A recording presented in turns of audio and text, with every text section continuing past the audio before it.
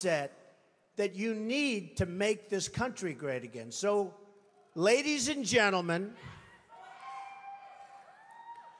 I am officially running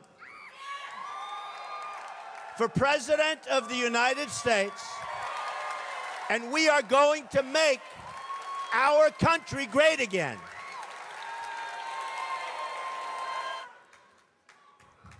It can happen. Our country has tremendous potential. We have tremendous people. We have people that aren't working. We have people that have no incentive to work. But they're going to have incentive to work. Because the greatest social program is a job. And they'll be proud, and they'll love it, and they'll make much more money than they would have ever made. And they'll be doing so well, and we're going to be thriving as a country. Thriving. It can happen. I will be the greatest jobs president that God ever created. I tell you that.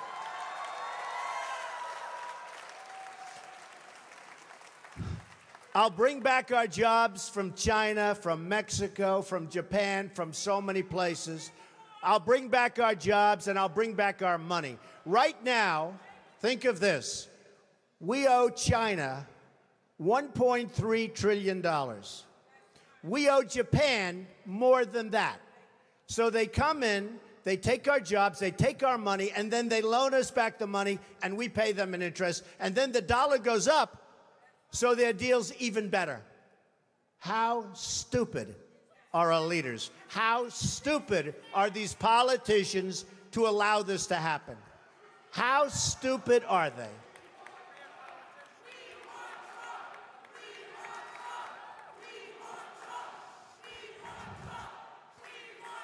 I'm going to tell you, thank you. I'm going to tell you a couple of stories about trade, because I'm totally against the trade bill for a number of reasons. Number one, the people negotiating it don't have a clue.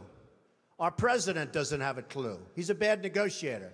He's the one that did Bergdahl. We get Bergdahl, they get 5 killer terrorists that everybody wanted over there.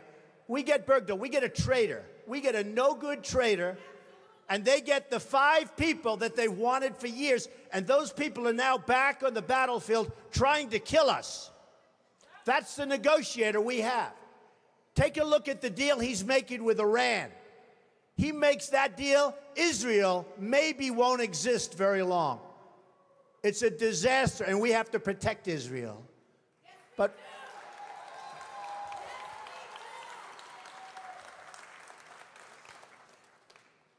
so we need people. I'm a free trader. But the problem with free trade is you need really talented people to negotiate for you. If you don't have talented people, if you don't have great leadership, if you don't have people that know business, not just a political hack that got the job because he made a contribution to a campaign, which is the way all jobs just about are gotten, free trade is terrible. Free trade can be wonderful if you have smart people. But we have people that are stupid. We have people that aren't smart. And we have people that are controlled by special interests. And it's just not going to work. So here's a couple of stories. Happened recently. A friend of mine is a great manufacturer. And you know, China comes over and they dump all their stuff. And I buy it. I buy it. Because, frankly, I have an obligation to buy it. Because they devalue their currency so brilliantly. They just did it recently, and nobody thought they could do it again. But with all our problems with Russia, with all our problems with everything, they got away with it again. And it's impossible for our people here to compete. So I want to tell you this story. A friend of mine is a great manufacturer. Calls me up a few weeks ago. He's very upset. I said, what's your problem? He said, you know, I make great product. And I said, I know that because I buy the product. He said, I can't get it into China. They won't accept it. I sent a boat over, and they actually sent it back. They talked about environmental. They talked about all sorts of crap that had nothing to do with it. I said, oh, wait a minute, that's terrible. Does anyone know this? He said, yeah, they do it all the time with other people. I said, they send it back? Yeah.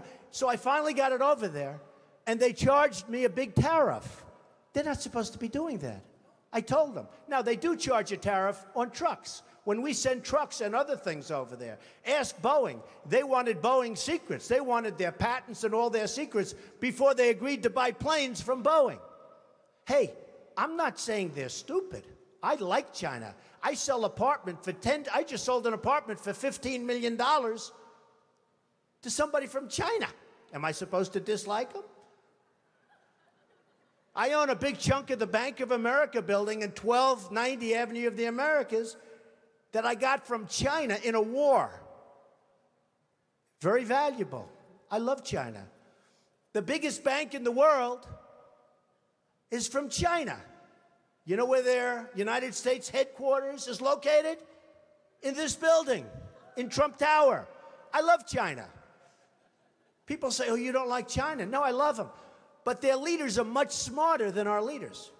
And we can't sustain ourselves with that. There's too much. It's like take the New England Patriots and Tom Brady and have them play your high school football team. That's the difference between China's leaders and our leaders. They are ripping us. We are rebuilding China. We're rebuilding many countries. China, you go there now, roads, bridges, schools, you never saw anything like it. They have bridges that make the George Washington Bridge look like small potatoes. And they're all over the place. We have all the cards, but we don't know how to use them. We don't even know that we have the cards because our leaders don't understand the game. We could turn off that spigot by charging them tax until they behave properly. Now they're going militarily. They're building a military island in the middle of the South China Sea, a military island. Now, our country could never do that because we'd have to get environmental clearance. And the environmentalists wouldn't let our country. We would never build an ocean. They built it in about 1 year, this massive military port.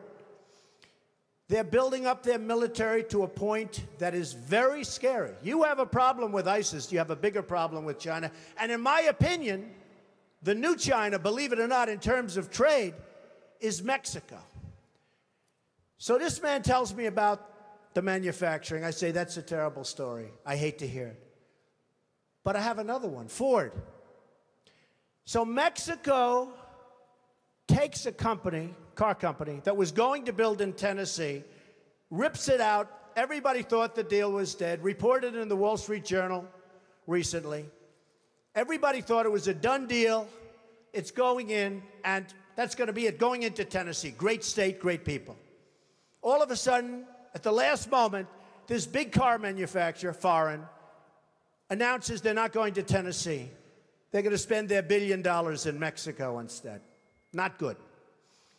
Now Ford announces a few weeks ago that Ford is going to build a $2.5 billion car and truck and parts manufacturing plant in Mexico. $2.5 billion. It's going to be one of the largest in the world. Ford, good company. So I announced that I'm running for president. I would, one of the early things I would do, probably before I even got in, and I wouldn't even use, you know, I know the smartest negotiators in the world. I know the good ones, I know the bad ones, I know the overrated ones. You got a lot of them that are overrated. They're not good, they think they are. They get good stories because the newspapers get buffaloed. But they're not good. But I know the best negotiators in the world. And I'd put them one for each country. Believe me, folks, we will do very, very well. Very, very well. But I wouldn't even waste my time with this one. I would call up the head of Ford, who I know, if I was president. I'd say, congratulations. I understand that you're building a nice $2.5 billion car factory in Mexico, and that you're going to take your cars and sell them to the United States, zero tax, just flow them across the border. And you say to yourself, how does that help us, right? How does that help us? Where is that good? It's not. So I'd say, congratulations, that's the good news. Let me give you the bad news. Every car and every truck and every part manufactured in this plant that comes across the border We're going to charge you a 35% tax. Okay? And that tax is going to be paid simultaneously with the transaction. And that's it. Now, here's what's going to happen. If it's not me in the position, it's one of these politicians that we're running against. You know, the 400 people that we're already against. And here's what's going to happen. They're not so stupid. They know it's not a good thing. And they may even be upset by it. But then they're going to get a call from their donors, or probably from the lobbyist for Ford, and say, you can't do that to Ford because Ford takes care of me and I take care of you, and you can't do that to Ford. And guess what? No problem. They're going to build in Mexico. They're going to take away thousands of jobs. It's very bad for us. So, under President Trump, here's what would happen. The head of Ford will call me back, I would say within an hour after I told him the bad news. But it could be he'd want to be cool, and he'll wait till the next day. You know, they want to be a little cool. And he'll say, please, please, please. He'll beg for a little while, and I'll say, no interest. Then he'll call all sorts of political people, and I'll say, sorry, fellas, no interest, because I don't need anybody's money. It's nice. I don't need anybody's money. I'm using my own money. I'm not using the lobbyists. I'm not using donors. I don't care. I'm really rich. I'll show you that in a second. And by the way, I'm not even saying that in a braggadocio. That's the kind of mindset, that's the kind of thinking you need for this country. So, because we got to make the country rich, it sounds crass. Somebody said, oh, that's crass. It's not crass. We got 18 trillion in debt. We got nothing but problems. We got a military that needs equipment all over the place. We got nuclear weapons that are obsolete. We've got nothing. We got Social Security that's going to be destroyed if somebody like me doesn't bring money into the country. All these other people want to cut the hell out of it. I'm not going to cut it at all. I'm going to bring money in, and we're going to save it. But here's what's going to happen. After I'm called by 30 friends of mine who contributed to different campaigns, after I'm called by all of the special interests and by the donors and by the lobbyists, and they have zero chance at convincing me, zero. I'll get a call the next day from the head of Ford. He'll say, please reconsider. I'll say no. He'll say, Mr. President, we've decided to move the plant back to the United States. We're not going to build it in Mexico. That's it. They have no choice. They have no choice. There are hundreds of things like that. I'll give you another example. Saudi Arabia. They make $1 billion a day. $1 billion a day. I love the Saudis. Many are in this building. They make $1 billion a day. Whenever they have problems, we send over the ships. We're going to protect. What are we doing? They got nothing but money. If the right person asked them, they'd pay a fortune. They wouldn't be there except for us. And believe me, you look at the border with Yemen. You remember Obama a year ago. Yemen was a great victory. 2 weeks later, the place was blown up. Everybody got, and they kept our equipment. They always keep our equipment. We just said used equipment, right? They always keep our equipment. We ought to send some real junk, because frankly, we ought to send our surplus. We're always losing this gorgeous brand new stuff. But look at that border with Saudi Arabia. Do you really think that these people are interested in Yemen? Saudi Arabia, without us, is gone. They're gone. And I'm the one that made all of the right predictions about Iraq. You know, all of these politicians that I'm running against now, it's so nice to say I'm running as opposed to if I run, I'm running.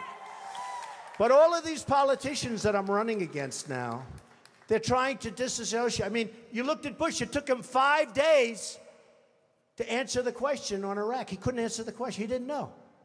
I said, is he intelligent? Then I looked at Rubio. He was unable to answer the question. Is Iraq a good thing or a bad thing? He didn't know. He couldn't answer the question. How are these people going to lead us? How are we going to go back and make it great again? We can't. They don't have a clue. They can't lead us. They can't. They can't.